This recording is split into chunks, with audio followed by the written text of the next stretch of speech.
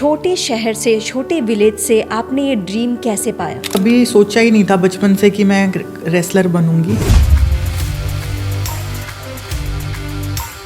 तो मुझे कुछ आता नहीं था, तो मेरी स्पोर्ट्स वाली टीचर ने मुझे बोला कि जो गोला होता है ना, उससे बाहर निकालने पे आपको एक अंक मिलता है अपने अपोनेंट को। तो मुझे बस ये था कि जाना है, इसको धक्का मार के कैसे भी कुछ भी करके मुझे बाहर निकालना है।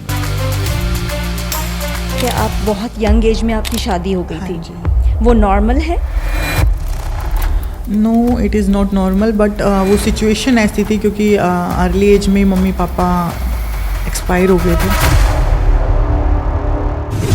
और फिर नाना नानी के यहाँ पे रहना पड़ा था। और आज भी, और पहले तो और भी ज़्यादा था, अभी भी है ये चीज़ें। तो गांव में लड़की को अगर उसके मम्मी पापा ने तो एज ए रिस्पॉन्सिबिलिटी देखा जाता है।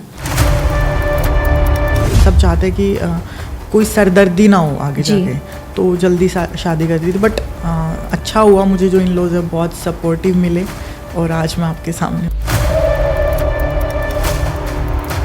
फिर लोगों ने ताने कसने स्टार्ट किए, लाइक कि बहू है, कच्छा पहनेगी, रेसलिंग करेगी, लड़कों के साथ ट्रेनिंग करेगी, ये सब चीज़ें हुई। और कुछ लोगों ने बोला कि 2-4 दिन के चोचले हैं, फिर निचली बैठ जाएगी, लाइक ऐसा हरियाणवी में उन्होंने बोला।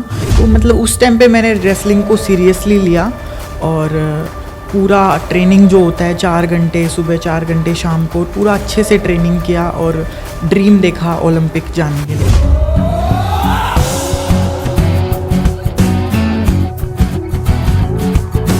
तो दिन में कितनी बार ट्रेन करना होता है और कितने घंटे ट्रेन करना होता है? दिन में 2 बार तो मस्त ही है, लाइक सुबह 4 बजे उठना होता है ओके। एंड 4 से 8 बजे तक आपकी ट्रेनिंग है। फिर खाना पीना, diet and rest, and then शाम को सेम वही 4:30 बजे ट्रेनिंग स्टार्ट हो जाती है। 10 से 11 घंटे भी मैंने ट्रेनिंग की हुई है।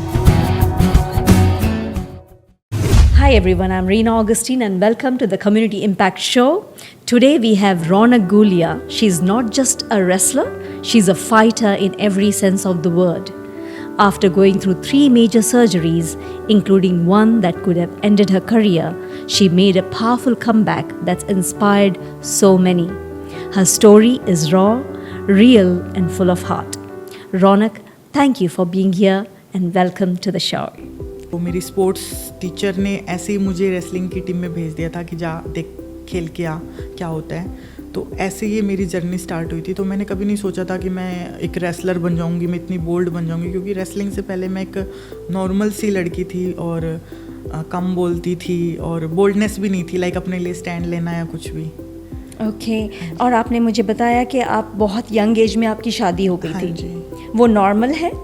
No, it is not normal, but वो सिचुएशन ऐसी थी क्योंकि अर्ली एज में मम्मी पापा एक्सपायर हो गए थे और फिर नाना नानी के यहाँ पे रहना पड़ा था। और आज भी, और पहले तो और भी ज़्यादा था, अभी भी है ये चीज़ें। तो गांव में लड़की को अगर उसके मम्मी पापा ने तो लोगों ने बोला कि 2-4 दिन के चोचले हैं, फिर निचली बैठ जाएगी, लाइक ऐसा हरियाणवी में उन्होंने बोला कि 2-4 दिन ही करेगी, फिर उसके बाद कुछ नहीं है, बस 2-4 दिन करने वाली है ये। तो मतलब उस टाइम पे मैंने रेसलिंग को सीरियसली लिया और पूरा ट्रेनिंग जो होता है 4 घंटे सुबह, 4 घंटे शाम को, पूरा अच्छे से ट्रेनिंग किया और ड्रीम देखा ओलंपिक जाने के लिए। वाओ! तो आप जाने का प्लान है आपका? हाँ जी, राइट। पिछली बार भी कुछ चीज़ों से मैं रह जाती हूँ, लाइक मुझे इंजरीज बहुत हुई हैं। वो कहते हैं ना कि जब आपका सपना बड़ा होता है तो भगवान आपकी परीक्षा भी बड़ी लेता है जी। तो इतना बड़ा मैंने सपना देखा है, तो ये सब चीज़ तो नॉर्मल है, करना ही है। तो अभी भी मैं still I am doing training for Olympics. तो आपके 3 बार बहुत डेंजरस वाली सर्जरी हुई हाँ है और आप तीनों बार फिर से खड़े हुए हैं हाँ जी। अपनी ज़िंदगी में। इंजरीज कैसे हुए? इंजरीज गेम के दौरान ही हुई थी। गेम की वजह से हुए थे? गेम की वजह से हुई थी, क्योंकि Okay. रेसलिंग जो एक कॉन्टैक्ट स्पोर्ट्स है और बहुत एक इंटेंस स्पोर्ट है। लाइक आपको कहीं भी कुछ भी हो सकता है, कहीं भी चोट लग सकती है। तो फर्स्ट मेरी जो इंजरी थी वो ACL इंजरी हुई थी, घुटने की इंजरी। तो उसमें भी मुझे साल भर लग गया था कमबैक करने में, बट बहुत स्ट्रोंगर कमबैक किया था। फिर से मुझे दोबारा से ही मुझे घुटने में इंजरी हो गई थी, फिर अगेन उसी घुटने का मैंने कमबैक किया। एंड देन अभी जब मेरी परफॉर्मेंस काफ़ी पीक पे थी एंड पूरा मतलब ये था ड्रीम के बिल्कुल ऐसे क्लोज आ गई हूँ कि अब तो बस थोड़ा ट्रेनिंग और सबको हरा लूँगी और ओलंपिक्स में चली जाऊँगी। बट कहते हैं ना कि भगवान की मर्जी के आगे आप कुछ नहीं कर सकते। फिर से मुझे बैक की इंजरी हुई एंड दिस वन, मतलब इस इंजरी ने सबको तोड़ दिया था। लाइक घर वाले भी, ससुराल वाले भी बोलने लग गए थे कि अब तो मुश्किल ही हो जाएगा, नहीं कर पाओगे। डॉक्टर्स ने भी बोल दिया था 20-30% चांस है। बट कहते हैं ना कि आपका माइंड सेट और आप किसी चीज़ को शिद्दत से चाहते हो कि आपको चाहिए ही, तो आप कर लेते हो। तो मैंने साल भर में ही मैंने इंजरी को भी ठीक किया, रिहैब भी किया और कम बैक भी किया। I love that. पता है कोई भी चीज़ जब हम लोग करना चाहते हैं, और जब आपने बोला मुझे 1 साल लग गया, जब मैं ये टाइमलाइन ही सोच लिया मैंने, इंसान के पास उतना पेशेंस नहीं है आजकल। नहीं, आपका जो गोल अगर क्लियर है और आपके पास पेशेंस है तो ही होगा। लेकिन आजकल जो पेशेंस और जो डिस्ट्रैक्शन जो लाइफ में बहुत ज़्यादा है, उसको लेकर के फिर आपने अपना फोकस कैसे रखा? देखो, मैं बहुत स्पिरिचुअल हूँ। लाइक मैं भगवान में बहुत विश्वास रखती हूँ और मैं मानती हूँ कि अगर आप किसी चीज़ को अपना 100% दे रहे हो तो कहीं ना कहीं वो भी आपकी हेल्प करते हैं। और डिस्ट्रैक्ट होने से भी आपको, आप एक स्पिरिचुअल हो, आप किसी अच्छे में, अच्छाई में बिलीव कर रहे हो, तो आप बुरी चीज़ की तरफ कभी डिस्ट्रैक्ट हो ही नहीं सकते हो। और दूसरी चीज़ ये है कि जो ताकत आती है, जो पेशेंस आता है, वो अंदर से आता है। कि बोलते हैं ना, पेशेंस इज़ की टू सक्सेस। लाइक आपके अंदर धैर्य होना बहुत ज़रूरी, सब्र होना बहुत ज़रूरी है। अगर आपने सब्र है और अपने पे विश्वास है कि मैं कर सकती हूँ, तो आप कर सकते हो। चाहे दुनिया कुछ भी बोलती हो कि होगा नहीं होगा, लेकिन आपने सोच लिया, अपना माइंड सेट स्ट्रॉन्ग कर लिया कि आई कैन डू, तो हो सकता है। और पेशेंस वो अंदर से अपने आप आ जाता है, क्योंकि आपको पता है कि वो आपको वो चीज़ मिलनी है ही, बस थोड़ा सा समय लगेगा उसमें। अरे बाप रे, आपने बोला कि आपने पढ़ाई किया, आपने क्या पढ़ाई किया है? मैंने MA फिजिकल एजुकेशन कंप्लीट किया। Okay, so that means related किया है ताकि आप अपना ड्रीम फॉलो कर सकें। रेसलिंग में आने के बाद सिर्फ स्पोर्ट्स में ही रुचि रह गई थी, पढ़ाई में थोड़ी कम हो गई। तो आपको लगता है जो प्रोफेशन आपने चूज़ किया है उसकी वजह से आपने अपने दोस्त खोए हैं या दोस्त पाए हैं? कुछ ऐसा लाइफ में हुआ है? नहीं, ऐसा तो नहीं। एक्चुअली मैं बचपन से ही थोड़ी सी दोस्त कम ही बनाए हैं मैंने। मतलब मेरे बहुत कम दोस्त रहे हैं, क्योंकि पढ़ाई में काफ़ी इंटेलिजेंट थी, तो तब पढ़ाई में बिजी रहती थी। अब स्पोर्ट्स में है तो लोग बनते हैं, लेकिन उतना खास इतने दोस्त नहीं बनते मेरे, क्योंकि मैं बहुत बिजी रहती हूँ। मेरा शेड्यूल इतना बिजी रहता है, मतलब मैं खुद को ज़्यादा टाइम देती हूँ। मैं मानती हूँ कि यही टाइम है जो मैं अपने आप को टाइम दे सकती हूँ और कुछ कर सकती हूँ। तो रौनक, आपको सपोर्ट कौन करता है? मैं सपोर्ट यानी कि फाइनेंशियली भी और मेंटली कौन करता है? मेरी फैमिली, मेरे इन-लॉज, मेरे हस्बैंड। और फाइनेंशियली मैं भी उतनी अभी स्टेबल हूँ कि कर सकती हूँ। Because of your work? Yes, because of my work, wrestling and other like shows and endorsements. Okay, that's the main की। बिकॉज जो इंस्टाग्राम एडवर्टीज़मेंट में देखा जाता है, जो स्पोर्ट्स में जाता है और ये उनको सपोर्ट नहीं मिलता है, उतना पैसा नहीं है, मैंने this is what they show, but ये सही नहीं है। करेक्ट? राइट, सही नहीं है। लाइक देखो, बाहर कंट्रीज़ में तो आपको बचपन से ग्राउंड रूट से ही बहुत ज़्यादा सपोर्ट मिलता है, लाइक स्पोर्ट्स पर्सन को सरकार की तरफ से भी। लेकिन यहाँ पे भी अब उतना ही आ गया है, धीरे धीरे चीज़ें आ गई है। लाइक खेलो इंडिया, एंड आप एक अपने आप को अगर आपने प्रूव कर दिया तो फैमिली तो साथ देगी, आपको सरकार भी सपोर्ट करती है, स्पॉन्सर्स भी आते हैं। एंड अगर आप सोशल मीडिया पे आप एक्टिव हो, अपना दिखा रहे हो सब, तो और भी बहुत सारी अपॉर्चुनिटीज़ आपके पास आती हैं। तो इसका मतलब पता है क्या है? आपसे मैंने लर्न किया कि जो लोग कंप्लेन करते हैं नहीं हमें नहीं मिलता, नहीं, आपको भी एक्टिव होना है। You have to get out and show what you have in order for you to get something. Yes, complain वही चीज़ है ना कि जब आप एक्सक्यूज़ देने लग जाओगे ना, लाइक जिस दिन भी मुझसे किसी ने बोला जब मुझे इंजरी हुई कि अगर इससे भी ज़्यादा कुछ हो गया तो क्या करोगे? वो टाइम तो मस्ती है आपकी, 7 से 8 घंटे तो है ही, और आप उससे ज़्यादा भी कर सकते हो, आपकी बॉडी अलाउ करती है, तो उससे ज़्यादा भी, उससे ज़्यादा लाइक 10 से 11 घंटे भी मैंने ट्रेनिंग की हुई है। That's crazy, wow. रौनक, खाना क्या खाते हैं आप दिन में?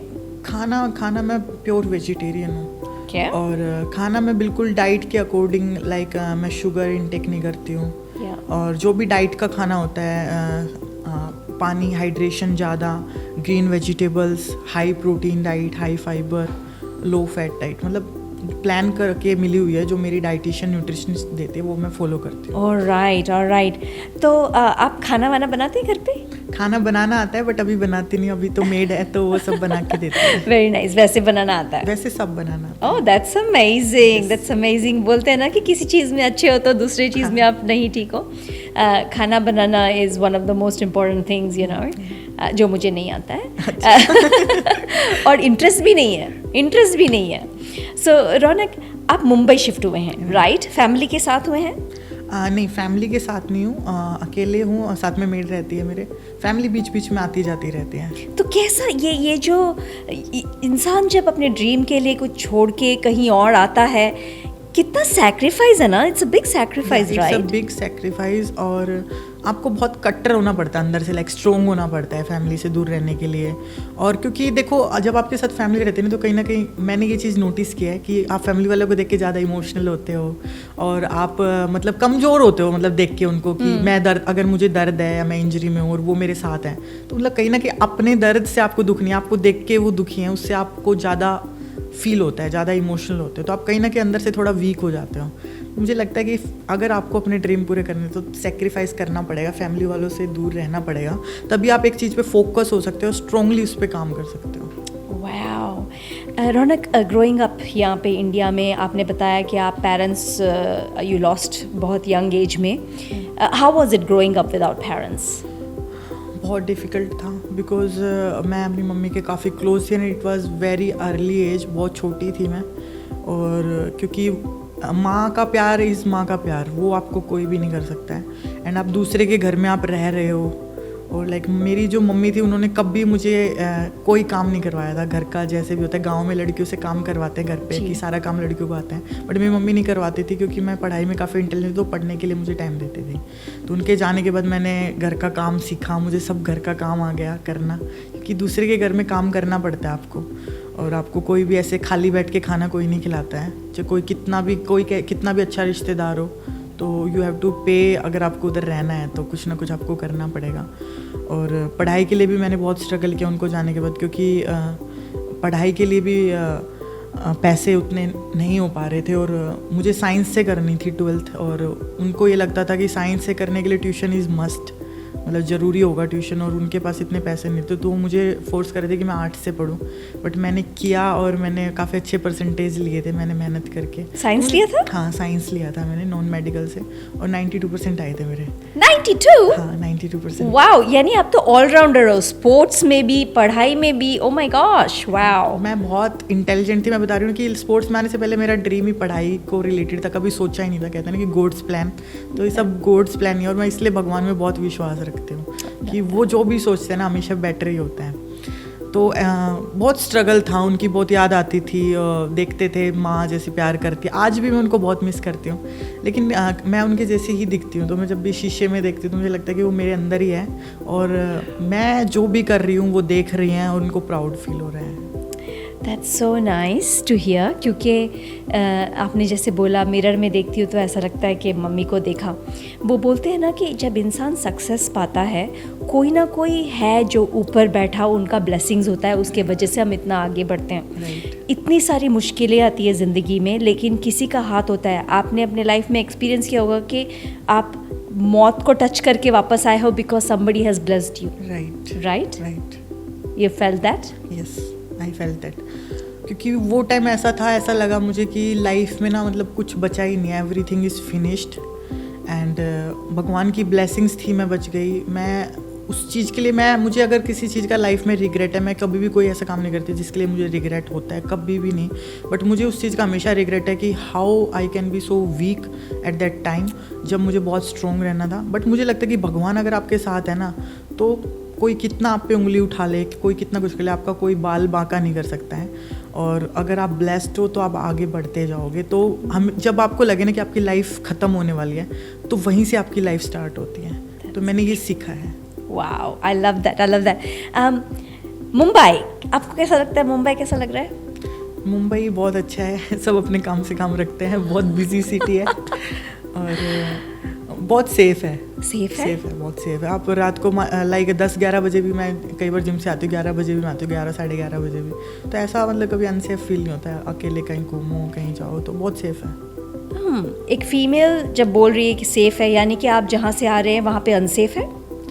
नहीं, वहाँ पे लाइक हरियाणा एंड दिल्ली में अभी उतना लड़कियों को लेके अभी उतना मानसिकता लोगों की उतनी डेवलप्ड नहीं हुई है. तो कहीं ना कहीं आप मान लो जिम से आ रहे हो, तो कहीं ना कहीं आपको 10 लोग ऐसे मिल जाते हैं कि आपको घूरेंगे, देखेंगे। लाइक ऐसा मैंने मुंबई में नहीं देखा, दिल्ली में भी है ये सीन, थोड़ा हरियाणा में भी है। तो अभी वहाँ पे थोड़ा सा डेवलप्ड होने की, मानसिकता थोड़ी ऊपर आने की ज़रूरत है। तो आप कुश्ती कर देते हैं उनसे मिलकर? हाँ, मेरे को वैसे हरियाणा दिल्ली में भी कोई डर नहीं। अब तो मतलब मैं इतनी बोल रहा हूँ, मुझे डर वैसे भी नहीं लगता है, बट एज ए नॉर्मल लड़की अगर मैं सोचती तो मुझे लगता है कि ये मुंबई सेफ है। वेरी सेफ है, बहुत सेफ है ये। तो मैं एक छोटी सिटी में ग्रो होके मैं निकल गई थी इंडिया से बाहर। जब मैं फिर से मुंबई आई और मैं यहाँ पे रहने लगी, दैट्स व्हेन आई रियलाइज्ड कि अरे नहीं यार, इंडिया इज़ नॉट दैट वो छोटा सिटी। बाहर मुंबई आके देखा कि नहीं यार, this is like you are safe, you can go anywhere. So I think Mumbai is a place. तो लगता है कि आप यहाँ पे रुकने वाले हैं ज़्यादा देर? हाँ, भगवान तो यही चाहते हैं। हाँ। क्योंकि अपॉर्चुनिटीज़ पे अपॉर्चुनिटीज़ आती ही जा रही है। लाइक बहुत सारे देखो, ओलंपिक के लिए तो मैं कर ही रही हूँ ट्रेनिंग, बट मैं ये मानती हूँ अगर भगवान आपके पास कोई अपॉर्चुनिटीज़ देते हैं, जैसे लास्ट मैंने एक शो किया फिटनेस से रिलेटेड, जहाँ पे मैंने टाइटल विन किया है इंडियाज़ अल्टीमेट फिटनेस सुपरस्टार का, और मैं विनर रही हूँ। तो मैंने कभी सोचा भी नहीं था कि ऐसे शो में मैं जाऊँगी और मैं विनर बन जाऊँगी। तो अपॉर्चुनिटी वहाँ से लोगों ने मुझे जाना, मेरी जर्नी को देखा, और बहुत सारे ऐसे लोगों ने जर्नी को देख के मोटिवेट हुए कि यहाँ से भी कोई लड़की उठ सकती है, इतना सब खत्म होने के बाद भी, और इतना अच्छा कर सकती है। तो अभी भी मेरे पास अपॉर्चुनिटीज़ हैं, तो मैं कभी भी आती हुई चीज़ों को मतलब ना नहीं बोलती हूँ, कि उनकी ब्लेसिंग्स मानती हूँ। तो अपॉर्चुनिटीज़ आ रही है, मेरी ट्रेनिंग भी यही है, और मन भी लग रहा है, लोग भी अच्छे मिलते हैं मुझे। तो आगे प्लान है मुंबई में। जो इंसान मुंबई आता है वो जाने की सोचता नहीं है। बिकॉज मुंबई इज़ आपके ड्रीम्स पूरे होते ही जाते हैं यहाँ पे। That's so nice. It's सब कुछ अपने पर्सपेक्टिव में है। हाँ। और हमारे रूटीन में है और हमारे एनवायरनमेंट में है ना। नेगेटिविटी और पॉजिटिविटी जो लाइफ में होता है, Right. आप नेगेटिविटी को कैसे दूर करते हो? नेगेटिविटी का देखो सबसे बड़ा है कि मैं रात को, मतलब मेरी आदत है मैं थोड़ी ओवर थिंक करूँ। मैं रात को सोचती हूँ, अब जैसे मैं 10 लोगों से मिली तो मैं सोचती हूँ कि हाँ आज 5 लोग अच्छे थे, 5 लोग, तो वहाँ से मुझे थोड़ा सीखने को मिलता है कि कैसे लोगों के साथ मुझे नहीं रहना है कि नेगेटिविटी आए। दूसरा स्पिरिचुअलिटी, लाइक मैं पूजा पाठ में, भगवान में बहुत बिलीव करती हूँ। तो ऑटोमेटिकली मैंने नोटिस भी किया है कि जब भी नेगेटिविटी मेरे पास आना भी चाहती है तो ऑटोमेटिकली ही किसी ना किसी तरीके से भगवान उसको मुझसे दूर कर देते हैं और आ ही नहीं पाती। तो कहीं ना कहीं वो स्पिरिचुअलिटी भी हेल्प करती है। मेडिटेशन करती हूँ, तो ये सब चीज़ें मुझे हेल्प करती है पॉजिटिव रहने में। I love that. रौनक, अगर एक यंग लड़की लड़का कोई भी अभी आपका शो देख रहा है, कोई भी चीज़ आप शेयर कर सकते हैं मोटिवेट करने के लिए उनको, उनके ड्रीम्स को फॉलो करने के लिए? बिल्कुल, मैं यही बोलना चाहूँगी कि अगर आपने ड्रीम देख लिया है ना, तो कुछ भी मोमेंट आ जाए आपकी लाइफ में, ऐसा भी मोमेंट आ सकता है आपको लगेगा सब खत्म हो गया, लाइफ इज़ फिनिश। लेकिन अगर आप अपने ड्रीम पे विश्वास कर रहे हो, खुद पे विश्वास कर रहे हो, कोई दुनिया में कोई एक बंदा भी विश्वास ना करे आपके ऊपर कि आप कर सकते हो, लेकिन आपको विश्वास है, सेल्फ डाउट नहीं करे हो, तो आप कर सकते हो और आपका ड्रीम 100% पूरा होगा। और ये चीज़ मैंने देखी है क्योंकि मैंने ऐसी ऐसी चीज़ों से ओवरकम किया है कि जहाँ से मतलब इम्पॉसिबल ही था, तकरीबन दूसरों को लग रहा था कि नहीं हो पाएगा, बट मैंने किया है। तो मैं यही बोलूँगी कि जिद्दी बन जाओ अपने ड्रीम को लेके और पूरी जी जान लगा दो उसको पूरा करने में। वाओ। और बोल्ड रहो और स्ट्रेट फॉरवर्ड रहो, जो बोलना है मुंह पे बोलो। मैं तो ऐसी हूँ। वैसा ही रहना चाहिए, जिद्दी बन जाइए और बोल्ड रहिए। That's what we have learn from Raunak. Raunak, amazing to have you darling. God bless. No, Ronak, so what Ronak has taught us today is ziddi bano. That is, you have to be stubborn. Be bold. अगर आप bold नहीं हैं और कोई भी step नहीं ले सकते आप अपनी ज़िंदगी में, याद रखिएगा, अगर कुछ पाना है तो अपने ड्रीम को फॉलो करिए and make sure that you do it now. बहुत अच्छा लगा Thank you. शो में आके मुझे. Thank you so much. Thank you Raunak.